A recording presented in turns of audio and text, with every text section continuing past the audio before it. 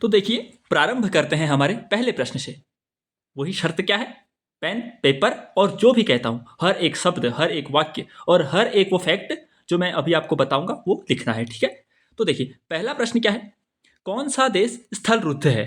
अब देखिए, आप जो बेसिक अंडरस्टैंडिंग भी लेंगे ना, मतलब मान लीजिए ये 4 ऑप्शन है और ये 4 ही आएंगे कहेंगे एग्जाम में, लेकिन इन 4 में से अगर एक भी आ गया तो आपका काम बन गया भाई वहां सेलेक्टिव। तो प्रश्न क्या है? निम्नलिखित में से कौन सा देश स्थल रुद्ध है, यानी ऐसा देश जो सभी ओर से स्थल से घिरा हुआ है। अब देखिए, अगर आपने मेरी मैपिंग की सीरीज देखी है तो मैंने उसमें साउथ अमेरिका करा रखा है। यह है साउथ अमेरिका। देखिए, पेरू कहां पर है? पेरू ये हो गया, ऊपर में क्या हो गया, फिर ये पेरू हो गया, नीचे को चिली हो गया, ऊपर पे इक्वाडोर हो गया, ठीक है? तो पेरू ये हो गया। उसके बाद पूछा सूरीनाम, तो सूरीनाम यहां पर है, ये भी पता है आपको। और जो उरुग्वे है वो उरुग्वे यहाँ पर है, यानी ये यहाँ से अटलांटिक से लग रहा है, ये यहाँ से अटलांटिक से लग रहा है और ये यहाँ से प्रशांत से लग रहा है। बट जो बोलीविया है वो यहाँ पर है, यानी चारों ओर से स्थल से घिरा हुआ है। तो सिंपली अगर ये क्वेश्चन बोलीविया है, इसका आंसर जो स्थल रुद्ध देश है, ठीक है? चलिए आगे बढ़ते हैं। अगला महत्वपूर्ण प्रश्न देखिए, बेहद कंसेप्चुअल क्वेश्चन जब आएगा आपका अब सही होगा। क्या है? देखिए ध्यान से सुनिए। प्रश्न कहता है कि जो पृथ्वी का वायुमंडल है वो किसके द्वारा तप्त होता है? बहुत अच्छा प्रश्न है, ठीक है? मतलब पृथ्वी का वायुमंडल गर्म कैसे होता है? अब देखिए कॉन्सेप्ट समझते हैं। यह है सूर्य, यह है पृथ्वी, यह सूर्य से आ रहा है प्रकाश, यह पृथ्वी तक पहुंच रहा है, वायुमंडल यहां पर है। इतना समझे? तो जो सूर्य से जो प्रकाश आता है वह लघु तरंग सौर विकिरण की जो वो उसकी तरंगा होती है वो लघु होती है, तो वो जो वायुमंडल है उसको सीधे भेद देती है। मतलब वायुमंडल पे ये किरणों का कोई प्रभाव नहीं पड़ता है जब सूर्य से आती हैं। सूर्य से कौन सी किरण आती हैं? लघु तरंग के रूप में किरण आती है, ठीक है? तो नीचे को आई सीधे वायुमंडल भेजती है। लेकिन जब ये पृथ्वी से वापस जाती है, यहाँ से लौटती हैं, तब यह दीर्घ तरंग के रूप में जाती है, दीर्घ तरंग के रूप में जाती है और वायुमंडल गर्म होता है इसी से। वायुमंडल डायरेक्ट सूर्य से आने वाले विकिरण से गर्म नहीं होता है। वायुमंडल जो पृथ्वी जो विकिरण वापस छोड़ती है उससे गर्म होता है। बस क्वेश्चन बन गया। तो देखिए, पृथ्वी का वायुमंडल कैसे गर्म हो रहा है? तो दीर्घ तरंग स्थलीय विकिरण से, स्थल के विकिरण से गर्म हो रहा है। सूर्य से आया लेकिन जो फिर परावर्तित हुआ उससे। तो आपको ऑप्शन में लघु तरंग भी देगा, नहीं, इससे नहीं होता है गर्म। गर्म होता है दीर्घ तरंग, पार्थिव विकिरण भी कहते हैं इसे। पार्थिव यानी पृथ्वी से पार्थिव देखने को मिले, वो भी सही करना है आपको। और एक चीज और क्या पता चली हमसे कि जो वायुमंडल है वो ऊपर से नीचे की ओर गर्म नहीं होता है, वो नीचे से ऊपर की ओर गर्म। पहले ये परत गर्म होगी, फिर ये परत गर्म होगी, फिर ये भी बहुत अच्छी लाइन है कि जो पृथ्वी का वायुमंडल है वो नीचे से ऊपर की ओर गर्म होता है। किससे? दीर्घ तरंगी स्थलीय विकिरण से। आगे बढ़ते हैं। देखिए, बहुत अच्छा क्वेश्चन इस बार देखने को मिलेंगे आपको। जो भी नेशनल पार्क हैं, जो भी वन्य जीव अभ्यारण्य हैं, मैंने करा रखे हैं, एक प्लेलिस्ट है नेशनल पार्क की सारी, आप कर लीजिए अच्छे से। तो बहुत अच्छा क्वेश्चन है और बहुत सरल भी है। मान लीजिए आपको आता होगा ये। देखिए, मानस का नाम तो नंदा देवी पकड़ते हैं ना सबसे पहले। इसमें ऑप्शन ही गलत है मेरे ख्याल से। नंदा देवी कहाँ है भाई? नंदा देवी का तो उत्तराखंड तो कहीं दिख ही नहीं रहा है यहाँ पर। चलो फिर और लेते हैं पहले। मानस का क्या है? असम है, सबको पता है। मानस असम लिख लीजिए। मानस नेशनल पार्क असम है। सुंदरबन पश्चिम बंगाल में है, ठीक है। पंचमढ़ी मध्य प्रदेश में है और नंदा देवी यह उत्तर प्रदेश की जगह उत्तराखंड होगा। ये क्वेश्चन गलत छपा है, ठीक है। तो देखिए, चारों मिल गए हमें। मानस यहीं पर, मानस आंख बंद कीजिए, मानस असम, नंदा देवी उत्तराखंड और सुंदरबन कहाँ? पश्चिम बंगाल में। और जो पंचमणि है वो कहाँ? मध्य प्रदेश में। ये चारों याद करेंगे।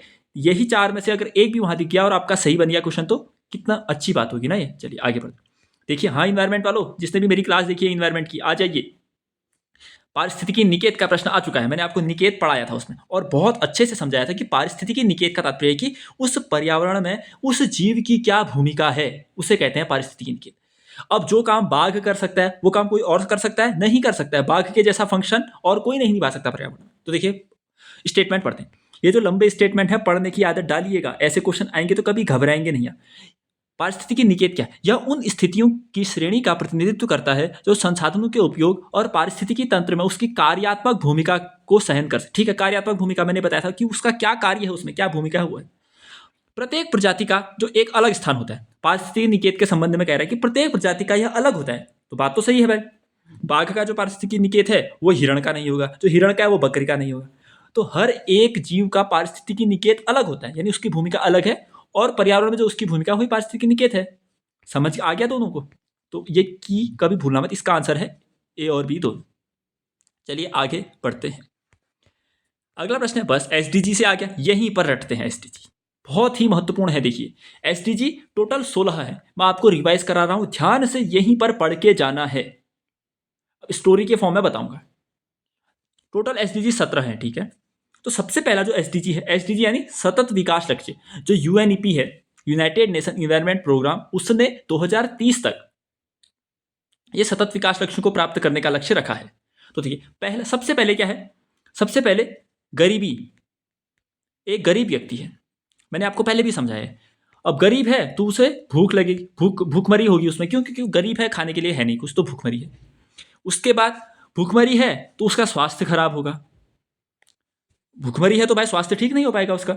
अगर स्वास्थ्य खराब है उसका, और स्वास्थ्य खराब है जिसके कारण वो स्कूल नहीं जा पाता है, यानी शिक्षा। चार करते हैं, पहले चार चार करके आते हैं। गरीब है यानी एसडीजी 1 गरीबी, गरीबी नहीं। दूसरा गरीबी है तो भूखमरी, दूसरा शून्य भूखमरी हो गया। तीसरा भूखमरी है तो स्वास्थ्य खराब है, यानी कि तीसरा एसडीजी स्वास्थ्य से जुड़ा है। स्वास्थ्य खराब है तो स्कूल नहीं जा पाता, यानी चौथा एसडीजी शिक्षा से जुड़ा है। चार में कोई दिक्कत, गरीब, भूखमरी, स्वास्थ्य, शिक्षा। अब आगे बढ़ते हैं। चार तो याद कर लिया आपने। अब पांचवा देखिए, पांचवा कहता है लैंगिक समानता।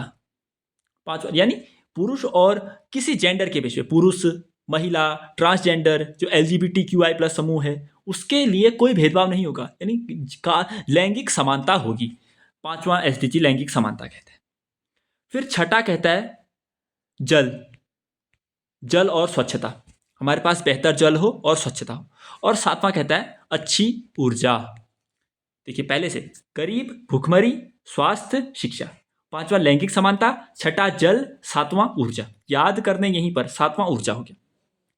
अब आठवां कहता है कि अच्छा कार्य और आर्थिक विकास। आठवां कहता है अच्छा कार्य और आर्थिक विकास, यानी अच्छा कार्य करना है और आर्थिक विकास करना है। कौन सा? आठवां।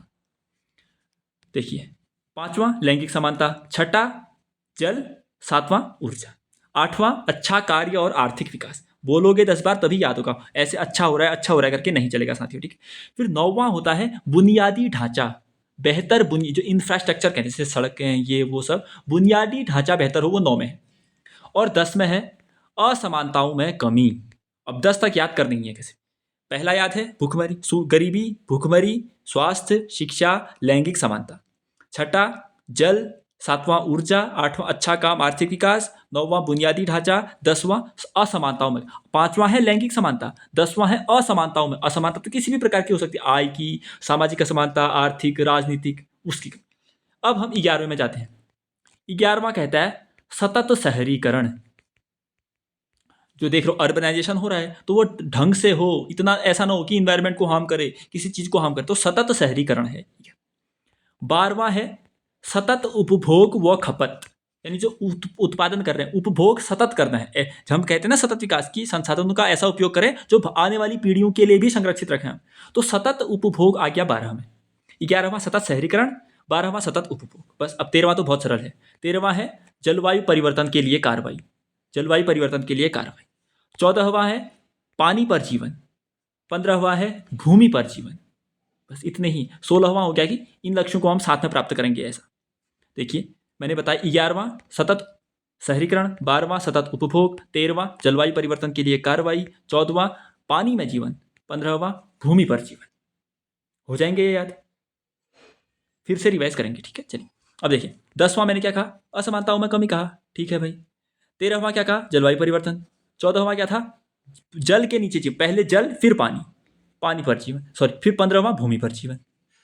क्या आपको ये अच्छा लगा? कुछ नया सीख रहे हैं तो इसी से क्वेश्चन आएंगे, आ रहे हैं ना, ये पीसीएस के क्वेश्चन सॉल्व कर रहे हो आप, तो ये क्यों नहीं बनेंगे आपके, ठीक है। चलिए, नया क्वेश्चन देखते हैं, आराम से देखते हैं। देखिए, 4 स्टेटमेंट है, लेकिन ध्यान से पढ़ेंगे तो सब टैकल हो जाएगा। जितना कठिन दिखेगा उतना सरल है वो। भारत विश्व का छठा सबसे बड़ा देश है। क्या सही बात है ये? गलत बात है। भारत विश्व का 7वां सबसे बड़ा देश है। इससे पहले 6 कौन कौन से हैं? रशिया हो गया, अमेरिका हो गया, कनाडा हो गया, ऑस्ट्रेलिया हो गया, चीन हो गया, ब्राज़ील हो गया। ये 6 देश हैं और 7वां है भारत। ठीक, ये क्रम जो मैंने बोले वो इससे पहले के सही हैं या मतलब क्रम में है या नहीं, मुझे थोड़ा डाउट है, लेकिन वो 6 देश हैं वही।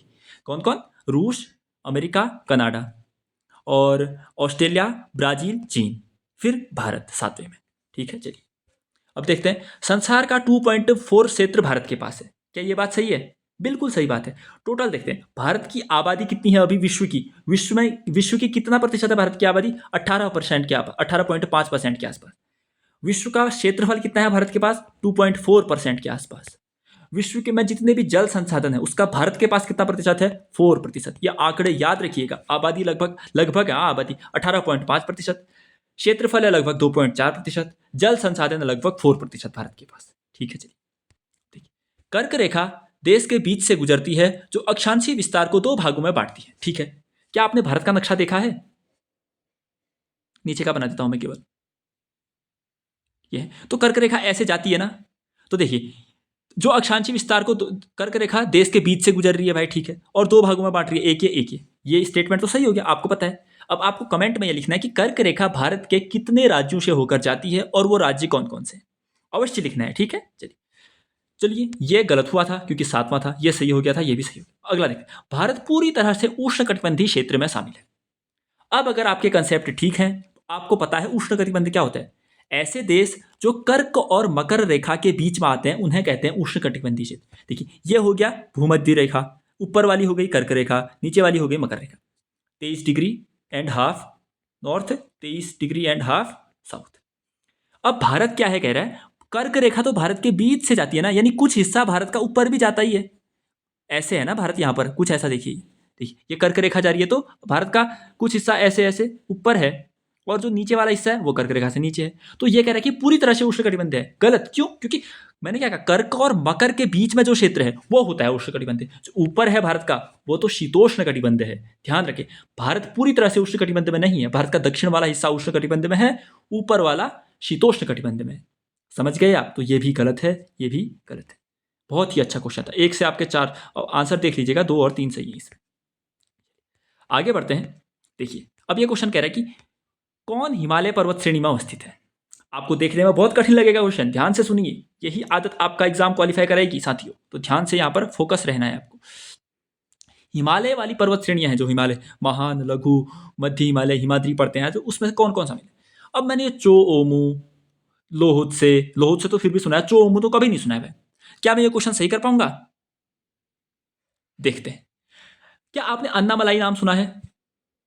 अन्नामलाई तो सुना होगा ना आपने, अगर तैयारी कर रहे हो तो। कहाँ है अन्नामलाई? अरे भाई नीलगिरी के नीचे है, ये है दक्षिण में, ये है नीलगिरी पर्वत, उसके नीचे अनाईमुडी है, अनाईमुडी का हाईएस्ट पीक है अन्नामलाई। तो ये हिमालय में कहाँ से आ गया भाई? तो 3 तो होगा ही नहीं हिमालय में, यानी ये भी नहीं हो सकता आंसर, ये भी नहीं हो सकता आंसर, ये भी नहीं हो सकता। निकल गया आंसर। आंसर है डी। 1 और 2, केवल एक स्टेटमेंट से किया आपने सही है। बशर्ते मुझे सिरुमाली भी पता था, क्यों? मैंने लॉजिक, अन्नामलाई, तिरुमलाई, ये माली माली आले सब दक्षिण के पर्वत हैं। लेकिन आपको क्या करना है, लॉजिक अप्लाई करना है। एक से सही हुआ, दूसरा मुझे ये भी कंफर्म हो गया, हाँ यही, यानी कि लोहोत्से पर्वत और चो ओमू पर्वत कहाँ है? चो ओमू ये पर्वत कहाँ है? हिमालय में है। और ये अन्नामलाई कहाँ है? देखिए दक्षिण में सबसे ऊंचा, मतलब सबसे ऊंचा पर्वत कौन सा? अन्नामलाई ही है वो अनाईमुडी पहाड़ियों में अन्नामलाई, जो केरल में है ये पर्वत, ये दक्षिण का हाईएस्ट पीक है। इसके बाद है डोडा बेट्टा, जो नीलगिरी का है हाईएस्ट, लेकिन दूसरा हाईएस्ट है। नीलगिरी है उसका हाईएस्ट तो डोडा बेट्टा है, लेकिन दक्षिण का हाईएस्ट अन्नामलाई है जो अनाईमुडी में है। ध्यान रखेंगे आप। चलिए आगे बढ़ते।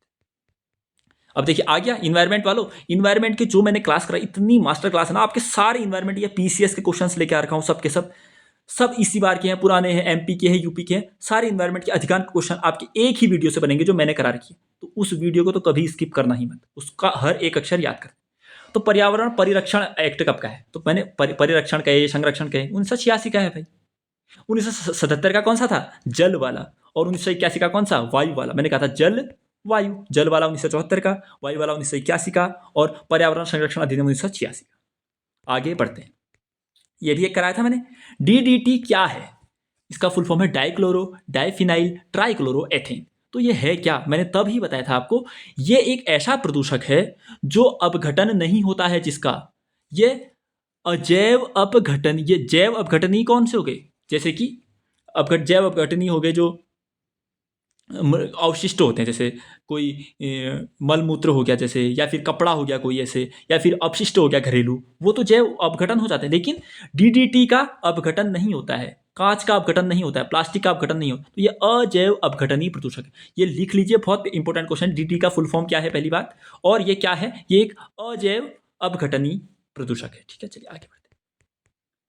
फिर से आगे एसडीजी अब तो करते नहीं है भाई, वही है, आपको पता है एसडीजी 10 क्या है भाई, असमानताओं में कमी। फिर से रिकॉल करिए यहीं पर, एसडीजी 13 क्या है, जलवायु क्रिया। 14 क्या है, पानी में जीवन। 15 क्या है, भूमि पर जीवन। कर लोगे? देखिए रिपीट हुआ है यही क्वेश्चन, यही ऊपर किया था, यही रिपीट हुआ है अगले पीसीएस में। तो ऐसे क्वेश्चन आपको गलत नहीं करने हैं। इसमें हमने इन्वायरमेंट और ज्योग्राफी सभी क्वेश्चन शामिल किए। पोषक स्तर बनते हैं, अब कितना बेहतर लॉजिक का क्वेश्चन है, कुछ ही भाई। पोषक स्तर क्या है, ट्रॉपिक लेवल, यानी देखिए केवल पौधों से बनता है, केवल मांसाहारी जंतुओं से बनता है, केवल जंतुओं से बनता है। ये केवल वाली भाषा क्या है भाई, पोषक तत्व यानी कि जिससे भी आपको एनर्जी मिल रही है, केवल पौधों को कह रहा है। तो अगर कोई मछली छोटी मछली अगर कोई बड़ी मछली छोटी मछली को खा रही है तो क्या उससे उसको ऊर्जा नहीं मिल रही है? मिल रही है ऊर्जा। अगर ऊर्जा मिल रही है तो वो भी तो पोषक स्तर में आए।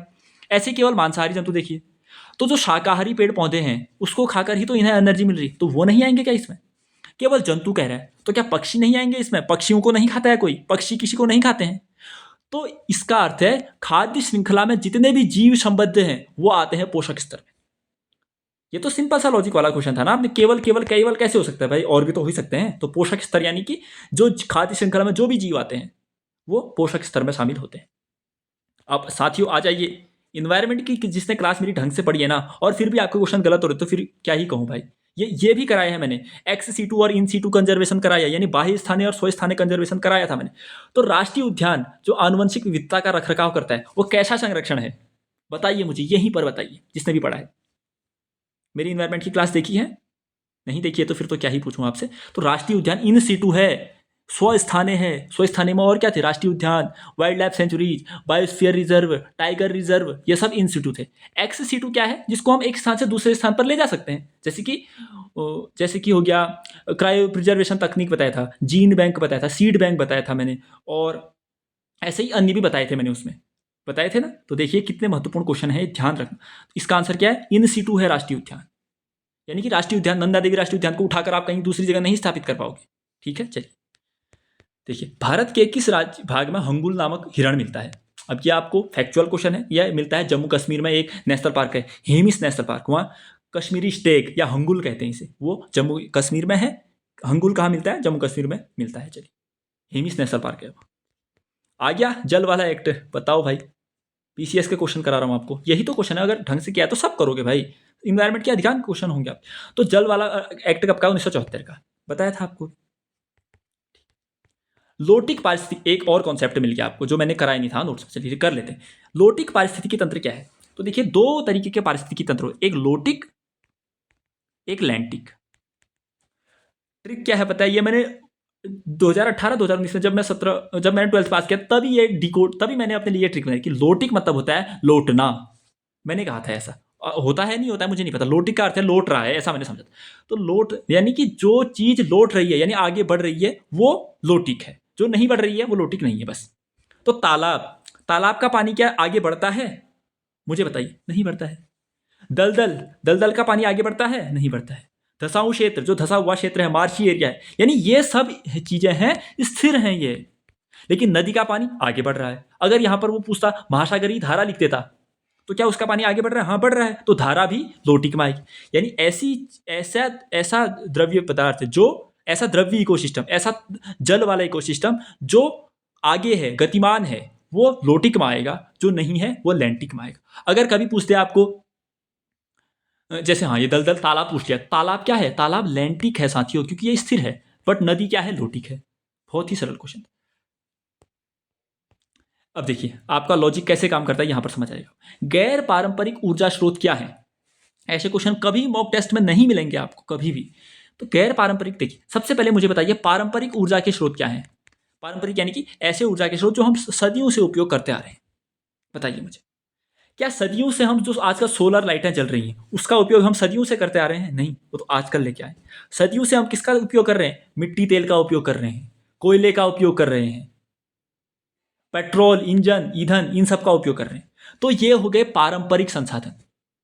अब आपको पारंपरिक पता है, तो गैर पारंपरिक कौन होंगे? जो हम सदियों से नहीं उपयोग कर रहे हैं, आजकल उपयोग कर रहे हैं, जो जैसे कि सौर ऊर्जा देखिए, पवन ऊर्जा देखिए, बायोमास ऊर्जा देखिए, परमाणु ऊर्जा देखिए, ये आजकल उपयोग कर रहे हैं, तो इन्हें कहते हैं गैर पारंपरिक ऊर्जा। अगर आपको पारंपरिक और गैर पारंपरिक में अंतर समझ है तो अब देखिए क्वेश्चन सॉल्व करते हैं। तो गैर पारंपरिक मैंने क्या बताया, सौर ऊर्जा, पवन ऊर्जा, ये सब। तो ये क्या है? क्या ये ऊष्मा जनित है, क्या ये विद्युत जनित है, क्या ये गैर नवीकरणीय है या फिर नवीकरणीय? ऊष्मा जनित, विद्युत जनित, ये तो क्या स्टेटमेंट है भाई? क्योंकि ये तो कोयला भी है, ऊष्मा जनित ही है होने को, तो जो पारंपरिक वाले हैं वो भी तो ऊष्मा जनित है, ये भी ऊष्मा जनित है, ये भी विद्युत जनित है। लेकिन असली है ये नवीकरणीय है या गैर नवीकरणीय? तो आप बताइए, सौर ऊर्जा नवीकरणीय है या गैर नवीकरणीय? नवीकरणीय उन्हें कहते हैं जो कभी समाप्त नहीं होंगे, ऐसा होता है स्टेटमेंट उसका। पवन, हवा कभी समाप्त होगी? सूर्य का प्रकाश, हाँ कह सकते हो सूर्य का प्रकाश आज से इतने बिलियन ट्रिलियन वर्षों बाद खत्म होगा, लेकिन उसका कोई मेजरमेंट थोड़ी है। हम मानेंगे कि सूर्य का प्रकाश कभी खत्म नहीं होगा, खत्म होगा तो फिर तो दुनिया ही खत्म हो जाएगी भाई। तो ये नवीकरणीय ऊर्जा के स्रोत हैं। जो गैर पारंपरिक ऊर्जा के स्रोत हैं वो नवीकरणीय है। मैंने बता दिया इनके एग्जाम्पल, ध्यान से सुनिए, क्लास को फोकस से देखिएगा। आगे बढ़ते हैं, ठीक है। अच्छा क्वेश्चन फिर से। आप बताइए, किलिमंजारो पर्वत तो सुना होगा भाई यार आपने, किलिमंजारो तो सुना होगा कम से कम। ये कहाँ है? तंजानिया में। और क्या सुना होगा आपने इसमें? मैंने होगार सुना है जैसे इसमें। टूपकल कभी नहीं सुना है भाई, स्टेनली भी सुना होगा। होगार है आपका अल्जीरिया में, और स्टेनली है आपका युगांडा में। तो कुछ बन रहा है इससे, ए का 3, ए का 3 या तो ये या तो ये, फिर डी का तो 2 आ ही गया भाई, होगार अल्जीरिया। सी का 4, सी का 4। अगर आपको टूपकल करिए भी मत, बस इतना करिए, किलिमंजारो तंजानिया में है, स्टेनली पर्वत तो युगांडा में है, और होगार पर्वत अल्जीरिया में। और ये चारों देश अफ्रीका के हैं। आजकल ये भी तो पूछता है वो कि कौन से देश अफ्रीका के हैं, कौन से दक्षिण अमेरिका के, कौन से उत्तर अमेरिका के। तो ये चारों देश अफ्रीका के भी। ठीक है, चलिए देखिए भाई, झील, ये तो बहुत फेमस झील है भाई, सब आनी चाहिए आपको। मराकाइबो वेनेजुएला, ये तो मैंने अपनी मैपिंग में भी कराया है, तेल के लिए फेमस है। कौन सी? मराकाइबो कहाँ है? वेनेजुएला में। मिशिगन संयुक्त अरब जो तो यूएसए में है। देखिए 5 ग्रेट लेक्स का नाम आता है, स्म हियो करके मैंने ट्रिक बनाई है, सबसे बड़ी स्म हियो, यार ट्रिक मैंने ऐसी बनाई है, स ह मियो, क्या सुपीरियर स्म हियो है यार ट्रिक, मैं खुद की ट्रिक ही भूल गया। SMS स्म ही ओ। सबसे बड़ी लेक है superior lake, Michigan lake, Huron, eerie, Ontario. ये ग्रेट लेक्स हैं 5, सुपीरियर, मिशिगन, ह्यूरॉन, ईरी और ओंटेरियो। तो जो ये 4 हैं, और ये 4, ये तो यूएसए और कनाडा के बीच में है, ये 5 चारों। लेकिन जो मिशिगन है वो केवल यूएसए में है। आती हैं साथ में 5 लेक, लेकिन मिशिगन का पूरा भाग यूएसए में ही है। बाकी ये 4 हैं जो यूएसए और कनाडा के बीच में है। तो मिशिगन हो गई आपकी कहाँ? यूएसए में। मराकाइबो वेनेजुएला में। बेकाल झील, ये तो बहुत ही फेमस है ना, बेकाल तो रूस में पढ़ी ही होगी आपने। लेकिन ओनेगा, ओनेगा कनाडा में है? नहीं, ओनेगा भी रूस में है। ध्यान से सुनिए, बेकाल झील रूस में, ओनेगा झील रूस में, और मिशिगन आप यहाँ है ये, और मराकाइबो यहाँ है। ठीक हो क्या? तो गलत ये है। आप मुझे कमेंट में लिखिए, बलखाश झील कहाँ है? बलकाश भी कहते हैं, बलखाश भी कहते हैं। बलकाश झील कहाँ है लिखिएगा कमेंट में अवश्य, ठीक है। चलिए, और अगर एक चीज़ और सर्च कर सकते हैं, बहुत फेमस झील है वॉन झील। ये जब बनेगा अच्छा क्वेश्चन बनेगा, वॉन झील और बलकाश झील कहाँ है लिखिएगा। लिखिएगा नहीं भी तो कम से कम सर्च करिएगा भाई, एग्जाम में बन गया और नहीं किया तो कितना गलत हो। देखिए, अल नीनो एक कॉन्सेप्ट है, ठीक है। एक अल नीनो होता है, एक ला नीना होता है। होने को तो ये बहुत बड़ा कॉन्सेप्ट है, फिर भी समझते हैं। तो अल नीनो में होता क्या है मैं समझाता हूँ। ये है दक्षिण अमेरिका, और ये है एशिया। एशिया, हाँ, ये भारत है। ये एशिया हो गया, ये दक्षिण अमेरिका हो गया। तो यहाँ पर है पेरू, आपको पता है भाई, अभी हमने देखा है। तो दरअसल जब अल नीनो की स्थिति होती है तो अमूमन होता क्या है कि यहाँ से जो गर्म जल होता है नॉर्मल स्थिति में यहाँ से आता है, और गर्म जल यहाँ इकट्ठा हो जाता है, यहाँ ठंडा जल होता है। लेकिन अल नीनो की स्थिति में होता है, ये गर्म जल यहाँ नहीं आ पाता है, ये यहीं पर रुक जाता है। तो पेरू का जो ये तट है ना, ये गर्म हो जाता है, यहाँ पर गर्म हो जाता है। गर्म होने के कारण क्या होता है, जैसे अगर ये गर्म जल आगे को चला जाता तो नीचे से ठंडा जल ऊपर आ जाता, लेकिन ये गर्म जल यहीं पर है तो नीचे से ठंडा जल ऊपर नहीं आ पाता है। अगर ठंडा जल नीचे से ऊपर नहीं आ रहा है तो अपवेलिंग नहीं होगी, और नीचे के जो खनिज पदार्थ हैं, फाइटोप्लैंक्टन कहते हैं, वो ऊपर नहीं आ पाते हैं। तो मछलियों के लिए ये खराब स्थिति है यहाँ पर, क्योंकि अपवेलिंग नहीं हो रही है। फिर से समझते हैं, अरे यार फिर से मैप बनाना पड़ेगा, ठीक है। ये भारत है मैंने बताया आपको, और ये हो गया पेरू का तट। देखिए नॉर्मल स्थिति में तो जल यहाँ जा रहा है, गर्म जल यहाँ गया, ठंडा जल नीचे से ऊपर को आया तो अपने साथ प्लैंकटन भी लेके आया, और प्लैंकटन आ गए तो मत्स्य पालन ज़्यादा हो जाएगा। लेकिन जब अल नीनो की स्थिति होती है तो पेरू का ये गर्म जल यहीं पर इकट्ठा हो जाता है। अब गर्म जल यहीं पर है तो नीचे से ठंडा जल आएगा ही क्यों? क्योंकि पहले क्यों आ रहा था? क्योंकि गर्म जल वहां जा रहा था तो उसको भरने के लिए आ रहा था। अब यहीं पर है तो नहीं आएगा, नहीं आएगा तो अपने साथ फाइटोप्लैंक्टन भी नहीं लाएगा, नहीं लाएगा तो मत्स्य उत्पादन पर यहाँ पर कमी आएगी। बस अल नीनो समझ गए आप। अब क्वेश्चन टैकल करते हैं।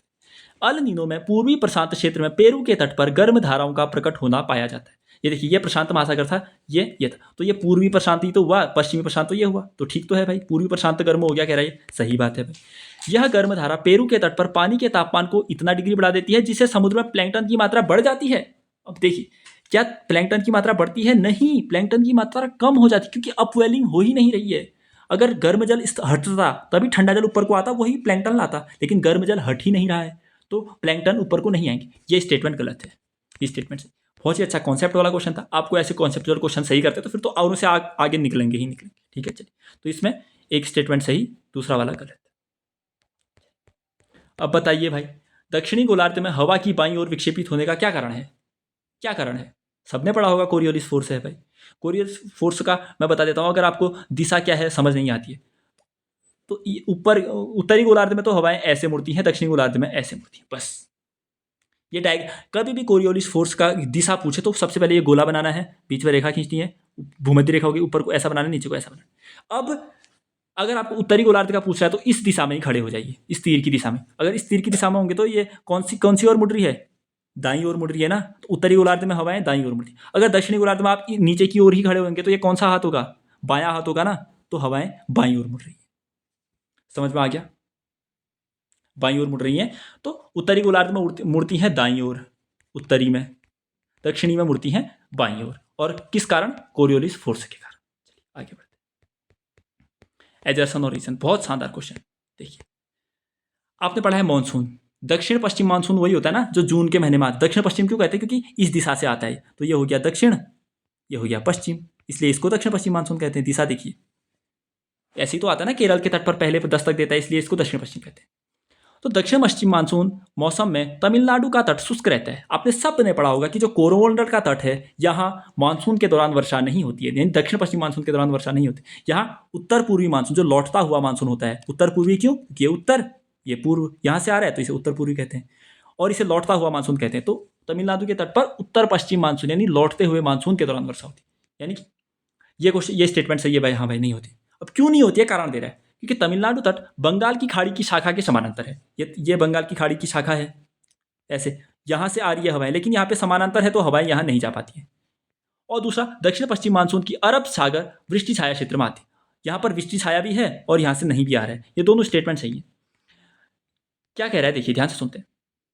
दक्षिण पश्चिम मानसून मौसम में तमिलनाडु तट शुष्क रहता है। क्यों? क्योंकि बंगाल की खाड़ी से जो शाखा आ रही है उसके तो समानांतर पड़ रहा है, और जो अरब सागर से जो बंगाल की खाड़ी से जो शाखा आ रही है उसके समानांतर पड़ रहा है, ऐसे ऐसे, और जो अरब सागर से आ रही है वहां से वृष्टि छाया में पड़ रहा है, इसलिए यहाँ वर्षा नहीं होती। तो ये कारण और कथन दोनों सही हैं, एजर्सन और रीजनिंग भी सही है। ध्यान से आगे बढ़ते। सहायक नदियाँ कराई हैं मैंने, देखिए ये क्वेश्चन बहुत ही अच्छे ढंग से कराई हैं भाई, करिए उसको करिए। तो मंजरा गोदावरी की है, प्रवरा, मूला, मंजरा, मान्देर, किन्नर, सानी। मलप्रभा कृष्णा की है। क्या क्या? मलप्रभा, घटप्रभा, तुंगभद्रा, पंचगंगा, शिरुगंगा, दुग्धमलाई, ये सब कृष्णा की है। और हेमावती कावेरी की, हाँ भाई, हेरांगी, हेमावती, अर्कावती, तुरुनानामिनी, मुत्तई, ये सब कावेरी की। लेकिन प्राणहिता क्या ये महानदी की है? नहीं, प्राणहिता है गोदावरी की। पेनगंगा, वेनगंगा, वर्धा, इन सब से मिलकर प्राणहिता बनती है। फिर बलिमेला, श्रेलू, सबरी, ये सब, प्रवरा, मूला, ये सब किसकी सहायक नदियाँ हैं? गोदावरी की सहायक नदियाँ। लेकिन महानदी की कौन कौन सी हैं? महानदी की सहायक हैं सियोनाथ, हसदो, मांद, इब, तेल, ओंग, जोंग। ये मेरे को याद है, क्यों ऐसे कैसे रटे हैं मैंने, क्योंकि मैंने ऐसे पढ़ रखा है। ये महानदी है तो सियोनाथ, हसदो, मांद, इब, तेल, ओंग, जोंग, ऐसे नदियाँ इसमें मिलती हैं। ठीक है, चलिए आगे। क्या ये भी कराने की आवश्यकता है आपको कि अलकनंदा एवं भागीरथी जहाँ पर मिलती है उसे क्या कहते हैं? देवप्रयाग। भाई इसमें ट्रिक क्या है? वन कर दे। तो देखिए, सबसे पहले विष्णुप्रयाग, फिर नंदप्रयाग, फिर कर्णप्रयाग, फिर रुद्रप्रयाग, फिर देवप्रयाग। विष्णुप्रयाग में कौन मिलती है? पश्चिमी धौलीगंगा। नंदप्रयाग में नंदाकिनी, कर्णप्रयाग में पिंडारी, रुद्रप्रयाग में मंदाकिनी, देवप्रयाग में भागीरथी। ठीक है, कर लेंगे ना ये, तो इस पर ज़्यादा समय जाया नहीं करते। अब देखिए, ये बहुत ही अच्छा बेसिक कॉन्सेप्ट वाला क्वेश्चन बन रहा है। देखिए ध्यान से सुनिए। विकास को देखिए, एक चीज होती है विकास, ध्यान से सुनिए। एक चीज होती है वृद्धि, मैंने इकोनॉमी की क्लासेस में भी आपको ये समझाया होगा, अपने यूट्यूब पर है। वृद्धि का तात्पर्य होता है कि हाँ भाई, आपके पास पैसा, क्वांटिटी बढ़ रही है, आपके पास बहुत धन संपत्ति आ रही है, आप अमीर हो रहे हो। मतलब जो भी पैसे में वृद्धि करेगा, उस जो जो पैसे की वैल्यू, मतलब पैसा बढ़ रहा है अगर किसी से, तो वो वृद्धि होती है। लेकिन विकास होता है जिससे जीवन स्तर भी बढ़ता है। हाँ, आप अच्छी शिक्षा ले रहे हो, आप अच्छा खा रहे हो, आपका स्वास्थ्य अच्छा है, आपकी तकनीक, आपका जो कौशल है वो अच्छा है, उसे कहते हैं विकास। तो वृद्धि और विकास कितनी अलग चीज़ है। आपका ये कोई ज़रूरी नहीं है कि आपके पास पैसा बढ़ रहा है तो आपका विकास भी हो रहा हो। विकास तो आपके जीवन स्तर को, मैं वृद्धि की बात कर रहा हूं ना। वृद्धि कह रहा है केवल पैसा बढ़ रहा है। आप समझ गए विकास और वृद्धि क्या है। देखिए, अब देखिए, विकास को जीवन स्तर और कल्याण में वृद्धि के रूप में परिभाषित किया जाता है। बिल्कुल सही बात है भाई। प्रति व्यक्ति आय में वृद्धि विकास की पर्याप्त माप नहीं है। बिल्कुल सही बात है भाई। प्रति व्यक्ति आय का मतलब है कि आपकी आय बढ़ रही है, लेकिन इससे विकास भी हो रहा है, इसकी माप तो नहीं ही हो सकती ना। हो सकता है कि आपकी आय बढ़ रही हो, लेकिन आप कभी, आपकी शिक्षा का स्तर फिर भी शून्य हो सकता है ना ऐसा। तो विकास और वृद्धि में संबंध क्या है। देखिए, अगर क्वेश्चन ऐसा आता है कि वृद्धि हो रही है तो विकास भी होगा, नहीं भाई, ऐसा अनिवार्य नहीं है। और दूसरा, विकास हो रहा है तो वृद्धि भी होगी, ये है भाई। क्योंकि आप विकास, आप स्वास्थ्य, शिक्षा, इस सब के लिए आपके पास पैसा तो होना ही चाहिए। तो दोनों समझ गए। वृद्धि हो रही है तो विकास होगा, कहीं कोई अनिवार्य नहीं, लेकिन विकास हो रहा है तो वृद्धि हो सकती है। इसमें क्या है, ध्यान से समझे या नहीं समझे पता नहीं, बट ऐसे क्वेश्चन अगर आप करते हैं सही तो अच्छा हो। ए और आर दोनों सही है, आर ए की सही व्याख्या है। भूमध्य सागरीय जलवायु, बहुत ही सरल सा क्वेश्चन, सबको पता है। विंटर वेट, समर ड्राई, यानी भूमध्य सागरीय जलवायु के लिए यही चीज़ याद रखनी है आपको। भूमध्य सागरीय जलवायु का एक चीज़ और याद रखना, यहाँ कौन कौन से पेड़ पौधे, कौन कौन सी, जैसे अंगूर, खट्टे फल उगाए जाते हैं भूमध्य, अंगूर हो गया, जैतून हो गया, अंजीर हो गया, ऐसे ऐसे फल यहाँ उगाए जाते हैं भूमध्य सागरीय जलवायु में, तो याद रखना है। तो यहाँ शीत ऋतु में वर्षा होती है, सही बात है, बिल्कुल सही बात है। यहाँ वर्षा शीत ऋतु में होती है। गर्मियाँ यहाँ सूखी होती हैं, शुष्क गर्मियाँ होती हैं। और दूसरा, शीतकालीन अयनांत के कारण वायुदाब पेटियां दक्षिण की ओर खिसक जाती हैं। क्या क्या कह रहा है ये। यह है भूमध्य रेखा, यह है वायुदाब पेटियां, यह है निम्न वायुदाब पेटी, ITSZ कहते हैं जिसे। यह है उच्च वायुदाब पेटी, यह भी उच्च वायुदाब पेटी। अब जब शीतकाल होता है तो देखिए, सूर्य यह है, शीतकाल में सूर्य, पहले ग्रीष्मकाल में तो सूर्य यहाँ पे चमकता है, लेकिन शीतकाल में सूर्य यहाँ चले जाता है, नीचे नीचे को जाता है ना शीतकाल में। तो फिर ये वायुदाब पेटियां भी दक्षिण की ओर चले जाती हैं। और जब गर्मी होती है तो वायुदाब पेटियां उत्तर की ओर खिसकती हैं। तो ये ध्यान रखिएगा, शीतकाल में वायुदाब पेटियां दक्षिण की ओर जाती हैं, बट ग्रीष्मकाल में वायुदाब पेटियां उत्तर की ओर जाती हैं। ये दोनों स्टेटमेंट सही है। आगे बढ़ते हैं, आ जाइए। मेरी इन्वायरमेंट की क्लास क्या है जिसने, वो देखिए क्या कह रहा है ये। सतत विकास लक्ष्य की धारणा को ब्रटलैंड रिपोर्ट द्वारा लोकप्रिय बनाया गया। क्या मैंने आपको पढ़ाया था 1983 में ब्रटलैंड रिपोर्ट और उसका सतत विकास, ये तो फेमस है भाई। और ब्रटलैंड रिपोर्ट को विकास की सीमाओं के रूप में भी जाना जाता है। अब बताइए मुझे, क्या मैंने आपको ब्रटलैंड रिपोर्ट का नाम लिखाया था या नहीं लिखाया था। अगर नहीं लिखाओगे तो फिर मार भी खाओगे। अवर कॉमन फ्यूचर, अवर कॉमन फ्यूचर लिखाया नहीं लिखाया, नोट्स खंगालिए जाइए। तो ब्रटलैंड रिपोर्ट सतत विकास से तो जुड़ी है, लेकिन उसकी रिपोर्ट का नाम विकास को की सीमा नहीं है, उसकी रिपोर्ट का नाम है अवर कॉमन फ्यूचर। तो ये गलत हो गया भाई। देखिए कितना बेहतरीन क्वेश्चन सही हो रहा है आपके केवल एक ही क्लास से। ये सही है, ये गलत है, यानी ए सही है, आर गलत है। चलिए आगे बढ़ते, फिर से अच्छा क्वेश्चन आ गया। देखिए केवल लॉजिक वाला क्वेश्चन है। हाँ, ये कह रहा है कि स्थानीय तूफान को क्या कहते हैं। आप बताइए मुझे, हमारे यहाँ क्या होती है इसमें से। तो ये उत्तर भारत, उत्तराखंड, ये एरिया, हम उत्तर प्रदेश, ये उधमसिंह नगर, ये एरिया पढ़ते हैं। तो हमारे यहाँ कौन सी वर्षा होती है इसमें से। आम्र वर्षा सुना है कभी हमारे यहाँ, आम्र वर्षा होती है। लू सुना है ना हमारे यहाँ आपने, लू लू पड़ती है ना हमारे यहाँ, लू उत्तर भारत में लू पड़ती है। तो बस लू को मिलाइए, कहाँ है लू, केरल में होगी। उत्तर भारत कहाँ है यहाँ, उत्तर भारत ये है, पंजाब से लेकर बिहार तक का जो एरिया है वो है उत्तर भारत।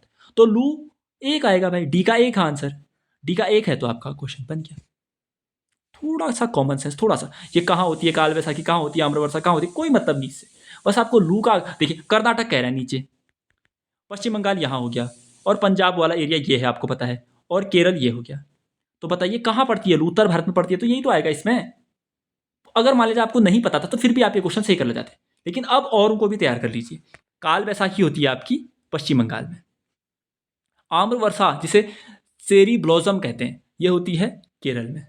और जो फूलों की वर्षा ये होती है, सॉरी, आम्र वर्षा केरल में, और फूलों की वर्षा जिसे चेरी ब्लॉसम कहते हैं वो कर्नाटका में होती है। चेरी ब्लॉसम नाम आएगा तो कहाँ करोगे?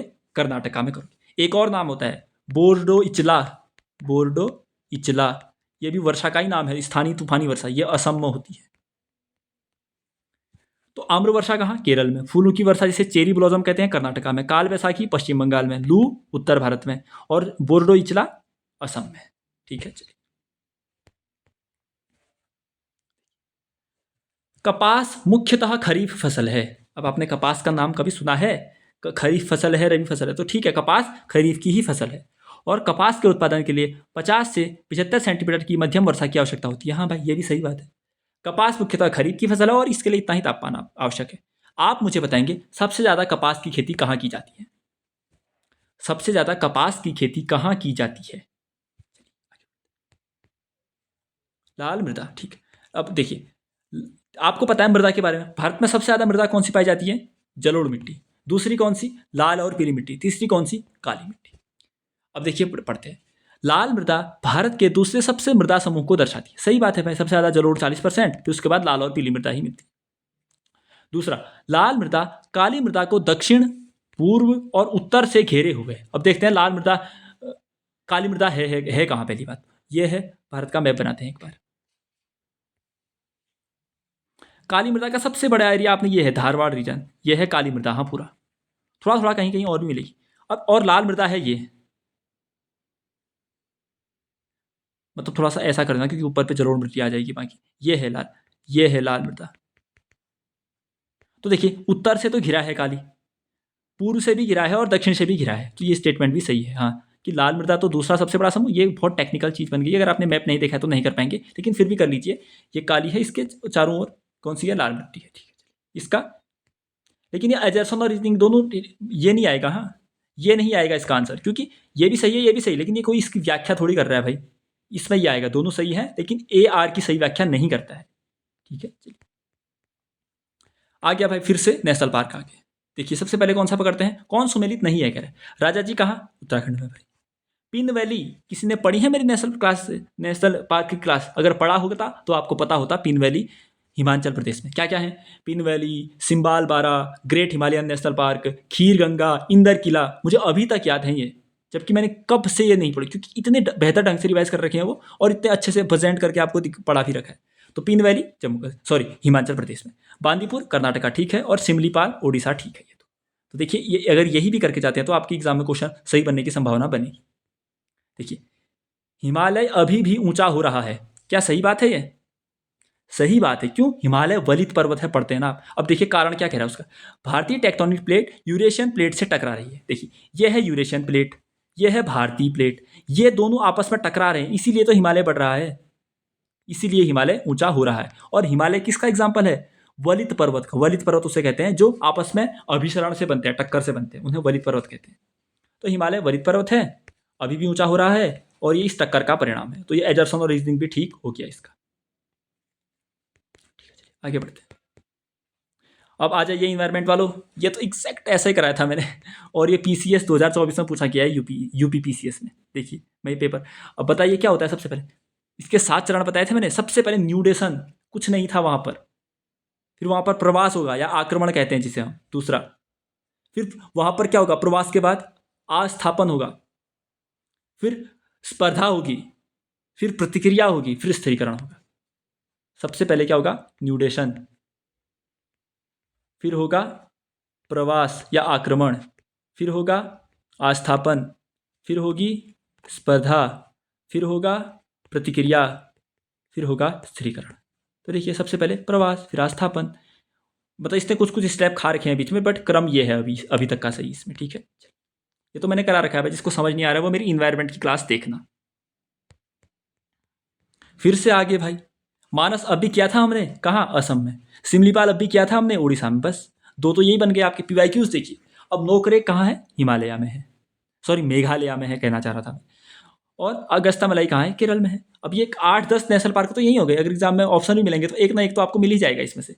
सिमलीपाल उड़ीसा में, नोकरेक मेघालय में, अगस्त्या मलाई केरल में, और मानस असम में। तो बताइए, बहुत सरल क्वेश्चन। अब आप बताइए, जिसने भी पढ़ा है ढंग से, बताइए भारत की सबसे लंबी नदी बताइए मुझे। गंगा। 25 है ना शायद इसकी लेंथ, 25 यानी 2525 किलोमीटर के आसपास है। ठीक है, चलिए। भारत की दक्षिणतम पर्वत श्रेणी बता पाएंगे आप मुझे? देखिए ये है, यहाँ पर है नीलगिरी। नल्ला मलाई तो यहाँ आंध्र प्रदेश में है भाई, ठीक है, ये तो हो नहीं सकती। और नीलगिरी यहाँ पर है। इसके नीचे में है अन्नामलाई, और सबसे नीचे है कार्डमम, जिसे इलायची की पहाड़ियाँ भी कहते हैं। तो देखिए सबसे दक्षिणतम पर्वत श्रेणी कौन सी है? कार्डमम, ध्यान रखना। और नीलगिरी मैंने बताया था आपको, जहाँ पर पश्चिमी और पूर्वी घाट मिलते हैं। यहाँ पर भी जो सत्यमंगलम टाइगर रिजर्व है ना, वहाँ पर मिलते हैं दोनों घाट। अगर नीलगिरी में भी पूछते हैं ना कहाँ पर मिलते हैं दोनों, तो सत्यमंगलम में मिलते हैं। हाँ, दोनों पश्चिमी और पूर्वी घाट नीलगिरी के सत्यमंगलम।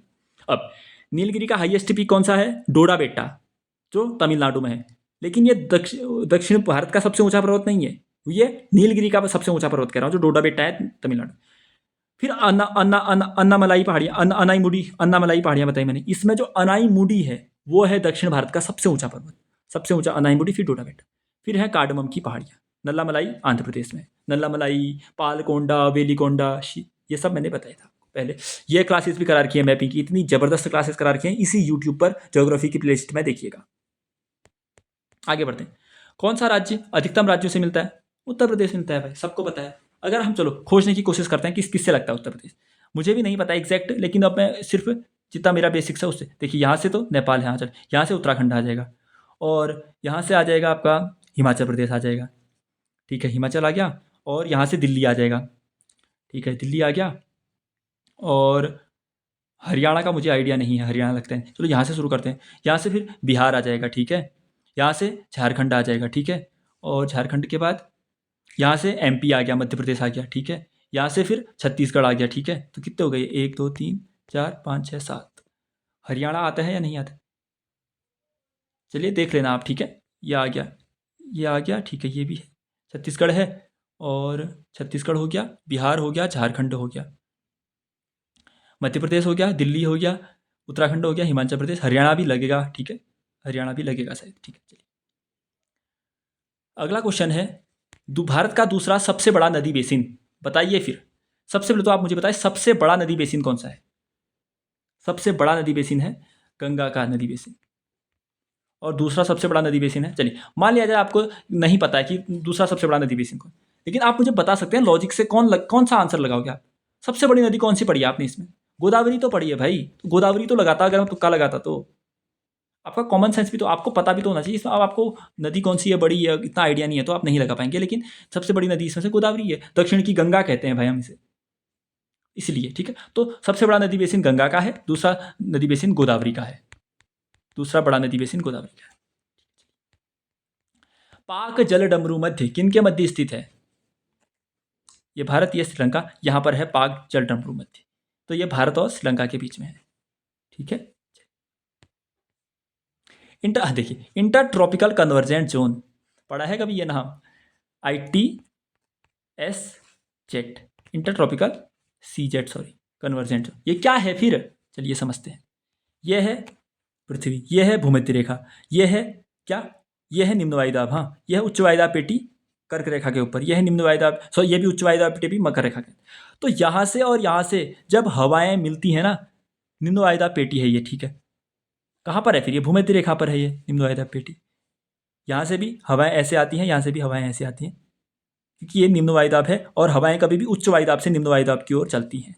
ये इंटर ट्रॉपिकल कन्वर्जेंट जोन ये है जो भूमध्य रेखा पर स्थित है। ठीक है, चलिए कान्हा राष्ट्रीय उद्यान किसके लिए फेमस है? पहले तो ये बताइए कि कान्हा राष्ट्रीय उद्यान है कहाँ भाई? कान्हा राष्ट्रीय उद्यान कहाँ है? मध्य प्रदेश में है, और किसके लिए फेमस है? बाघों के लिए फेमस है। निम्न में से कौन सा मरुस्थल है कह रहे हैं। अब देखिए कितना प्योर लॉजिक का क्वेश्चन आ गया भाई। बनाते हैं भारत का मैप।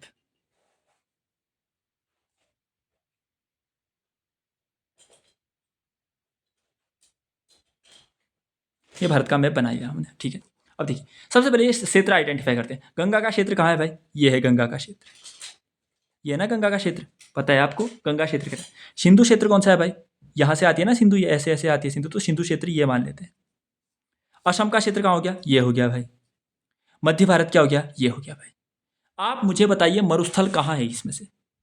यहाँ कोई मरुस्थल पढ़ा है आपने, यहाँ कोई मरुस्थल पढ़ा है आपने, यहाँ कोई मरुस्थल पढ़ा है आपने।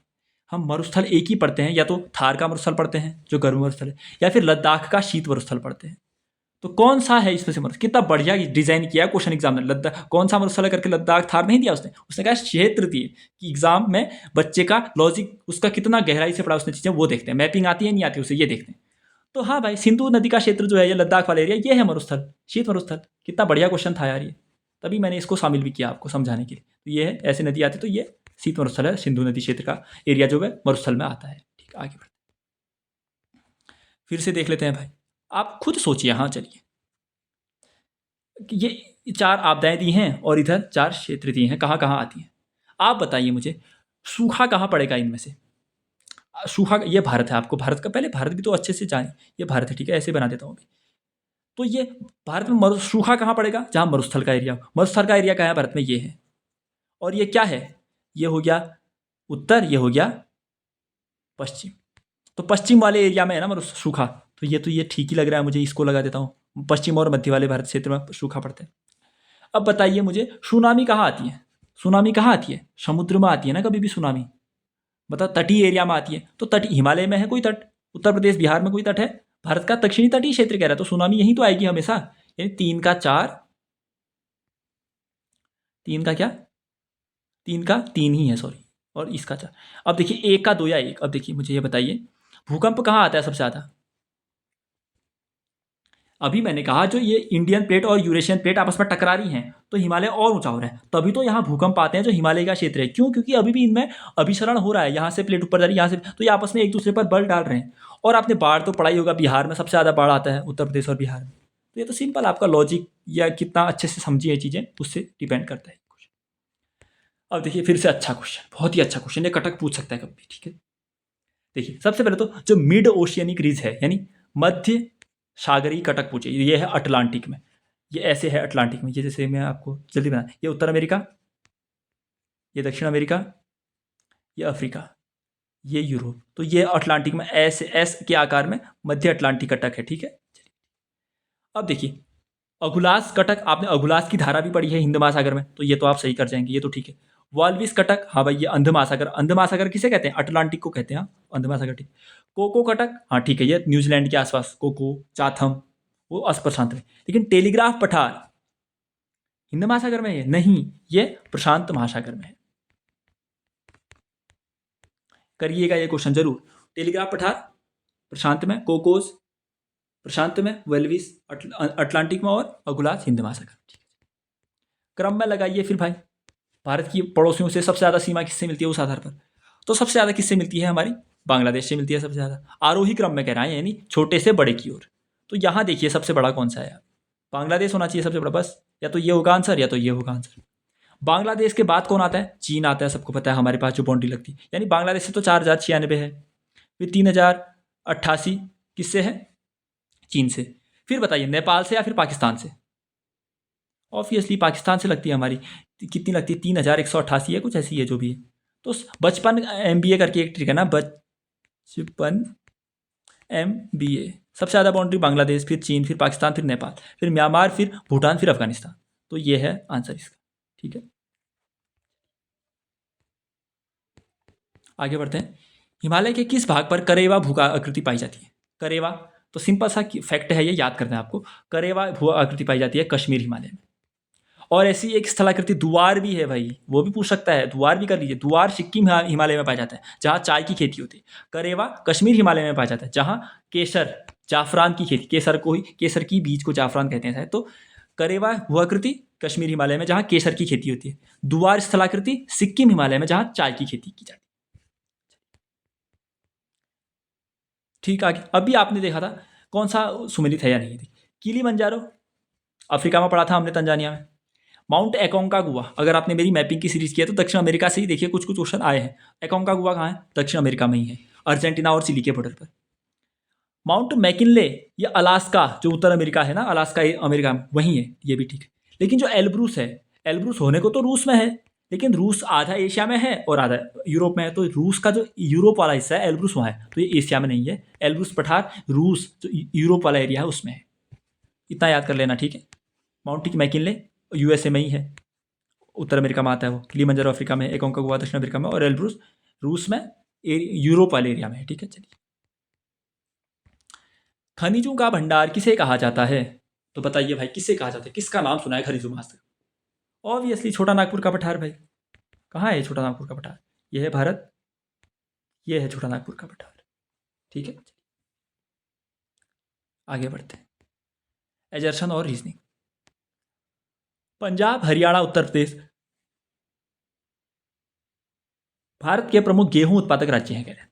सही बात है भाई। उत्तर उत्तर भारत में गेहूं का उत्पादन किया जाता है। क्यों? क्योंकि वहाँ अच्छी मिट्टी है, शीतकाल में इतना तापमान होता है, वह औसत वार्षिक वर्षा होती है, इसलिए गेहूं का उत्पादन होता है। इसलिए वो ये दशाएं आवश्यक हैं, इसलिए गेहूं उत्पादित होती है। बस सही है भाई, इतना कोई ऑड सी चीज़ यहाँ पर इसने नहीं डाली, इसलिए ए और आर सही है और आर ए की सही व्याख्या है। अगला क्वेश्चन, स्टेपीज। मैं आपको बताता हूँ, ये घास के मैदान है और एरिया पूछ रहा है, ठीक है। तो देखिए, प्रेयरीज मैंने कैसे याद किया पता है? अमेरिका बहुत पावरफुल देश है, सब लोग क्या करते हैं अमेरिका से प्रार्थना करते रहते हैं, भाई ऐसा कर दे, जो गरीब लोग हैं, गरीब देश है, अफ्रीका के देश, ये भाई हम हमारे लिए कर दो, हमारे लिए कर, तो प्रेयर प्रार्थना करते रहते, तो प्रेयरीज इसलिए मैंने यूएसए से याद किया है। ये ट्रिक मैंने आपको बता दी। और जो स्टेपीज है ये यूरोप में है, तो रूस इसका आंसर आएगा। डाउन्स ऑस्ट्रेलिया डाउन में है, ये याद रखिए। और दक्षिण अफ्रीका वाले अच्छी वेल्डिंग करते हैं, ये याद रखिए ध्यान से। स्टेपीज कहाँ हो गया? यूरोप में, रशिया वाले भाग में। प्रेयरीज कहाँ? अमेरिका से। वेल्डिंग कौन अच्छी करता है? दक्षिण अफ्रीका वाले।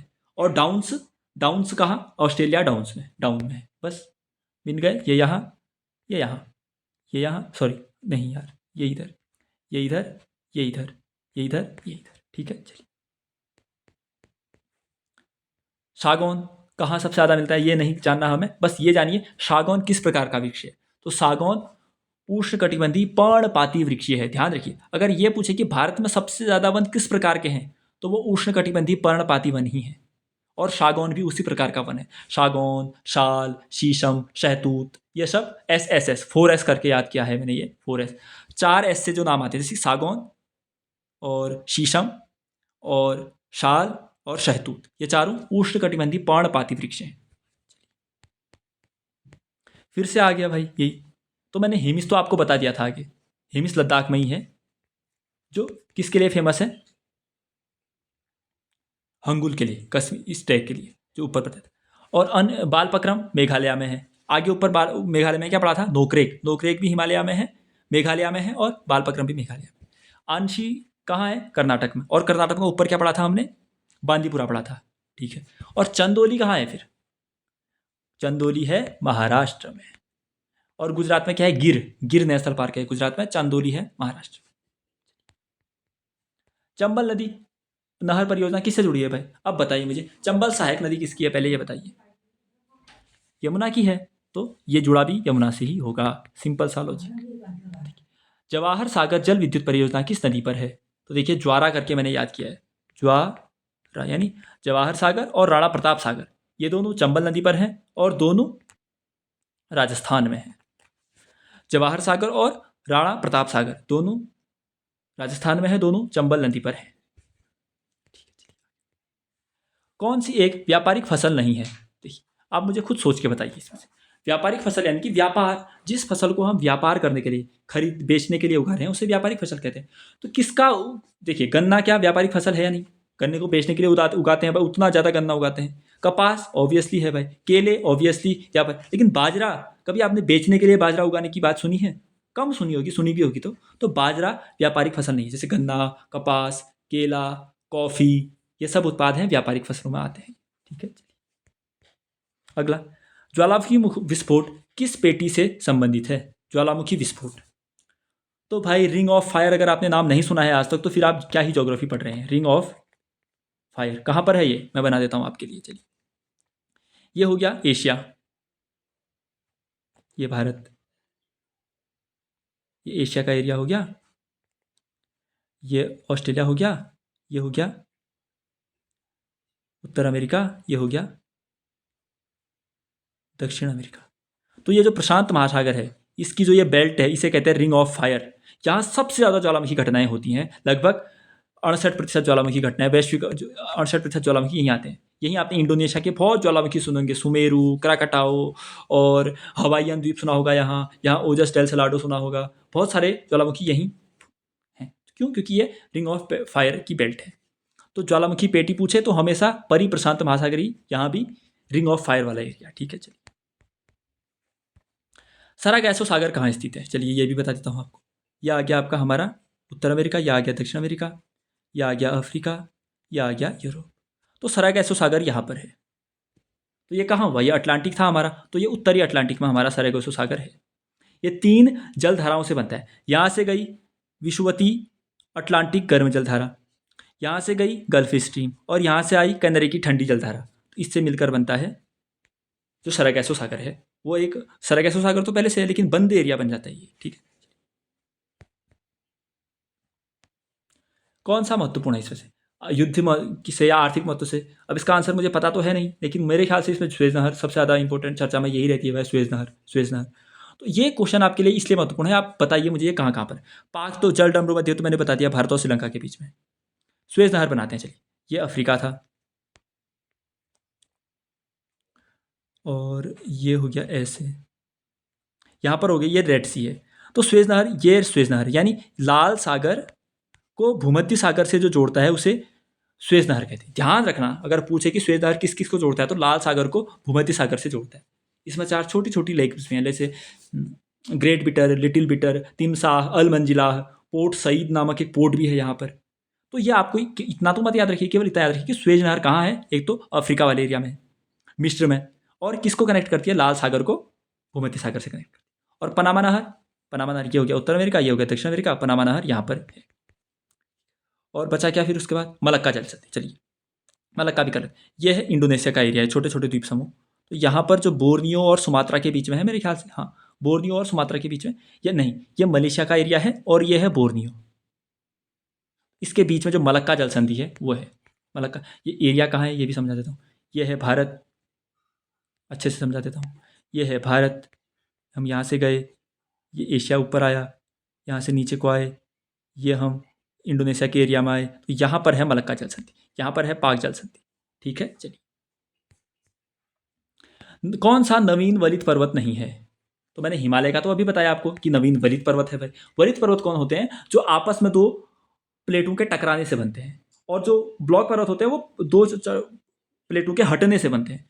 तो हिमालय भी वलित पर्वत है, आल्प्स भी वलित पर्वत है यूरोप में, रॉकी जो यूएसए में है वो भी वलित पर्वत है, लेकिन जो सियरा नेवादा ये भी यूएसए में है, लेकिन ब्लॉक पर्वत है, ये भ्रंश पर्वत है, ये वलित पर्वत नहीं है।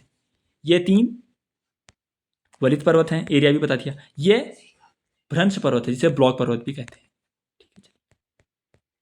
मैकमोहन रेखा भाई बताइए, भारत और चीन के बीच में, लेकिन मुझे आप और लाइनें भी बताइए। चीन और भारत और पाकिस्तान के बीच में भी लिखिए कमेंट में, और पाकिस्तान और अफगानिस्तान के बीच में भी लिखिए कमेंट। ठीक है, कमेंट में लिखना है। अगला देखते हैं, नदियाँ और सहायक नदियाँ। चलिए ठीक है, इसमें से क्या बता पाएंगे आप? सबसे सरल शिप्रा बता पाएंगे भाई। शिप्रा पढ़ी है आपने कभी?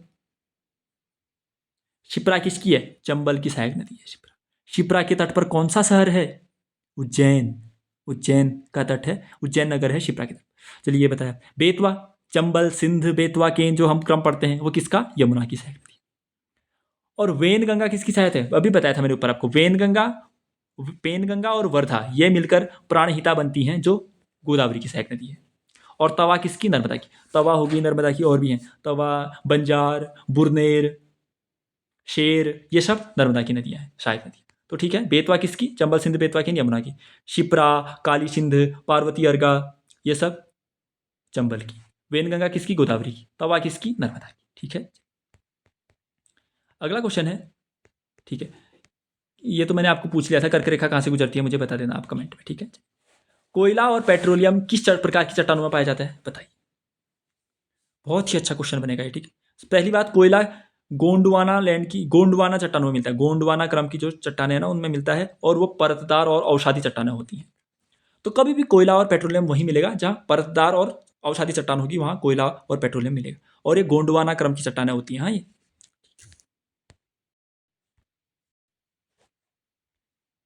आगे बढ़ते हैं। 19 ईस्ट रिज, ठीक है। आगे हमने क्या क्या कटक पढ़े? टेलीग्राफ पठार प्रशांत में, और वॉल्वेस कटक अंध महासागर में, और कोको कटक प्रशांत में पढ़ा था, और अगुलात कटक हिंद महासागर में पढ़ा था। और अभी पढ़ रहे हैं हम 19 ईस्ट रिज।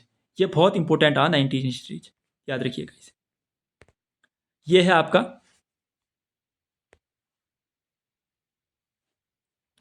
19 ईस्ट रिज है आपका हिंद महासागर में, ठीक है। 19 ईस्ट रिज कहाँ है? हिंद महासागर में, ध्यान रखिएगा। आगे बढ़ते हैं। एटलस पर्वत कहाँ है भाई? एटलस पर्वत अफ्रीका में है, ठीक है। अफ्रीका के मोरक्को वाले एरिया में। ये अफ्रीका हो गया, तो यहाँ मोरक्को का एरिया जो है, यहाँ पे एटलस पर्वत है। यहाँ पर किलिमंजारो तंजानिया में, यहाँ पर होकार पर्वत है, और ठीक है, होकार पर्वत है। चलिए, सुंदरबन किस प्रकार के वन है भाई? उपोष्ण चीड़ के वन लगाओगे क्या सुंदरबन को? पतझड़ वन लगाओगे? नहीं भाई, या तो कंफ्यूजन होगा तो इनमें होगा, लेकिन अल्पाइन वन ऊंचाई पर मिलते हैं। इस सुंदरबन है, सुंदरबन तटीय ज्वारी वन है, ठीक है। सुंदरबन क्या है? तटीय या ज्वारी वन है सुंदरबन, पश्चिम बंगाल में, ठीक है। IMMF भारतीय वन प्रबंधन संस्थान का हेडक्वार्टर कहाँ है? ये भोपाल में है, ठीक है। आ गया इकोटोन, इन्वायरमेंट वालों। इकोटोन देखिए, सिंपल पूछा उसने कि वह क्षेत्र जहाँ दो पारिस्थितिकी तंत्र आपस में मिलते हैं उसे क्या कहते हैं? तो इकोटोन कहते हैं। मैंने कहा था ना, इकोटोन, इकोट्विन, इको बाउंड्री, इकोस्फीयर, ऐसे कन्फ्यूजन दे रहा है आपको। इकोटोन वर्ड याद होना चाहिए आपको। दूसरा, जैव विविधता का तप्त स्थल किसे कहते हैं? तो देखिए, भारतीय एरिया में 4 जैव विविधता स्थल हैं, ध्यानपूर्वक ये रट लीजिए। ये हो गया, ये हो गया, ये हो गया। एक जैव विविधता स्थल हो गया ये बर्मा प्रायद्वीप, बर्मन लैंड कहते हैं इसे, इंडो बर्मन प्रदेश कहते हैं इसे। एक ये हो गया। दूसरा हो गया हिमालय का क्षेत्र। तीसरा हो गया पश्चिमी घाट। और चौथा हो गया ये अंडमान और निकोबार का एरिया, जिसे सुंडा लैंड कहते हैं, सुंडा लैंड। तो 4 याद रखना। एक तो पश्चिमी घाट हो गया, एक हिमालयन क्षेत्र हो गया, एक इंडो बर्मन क्षेत्र हो गया, और एक सुंडा लैंड हो गया, जो अंडमान और निकोबार वाले क्षेत्र में आता है। तो ठीक है, चलिए।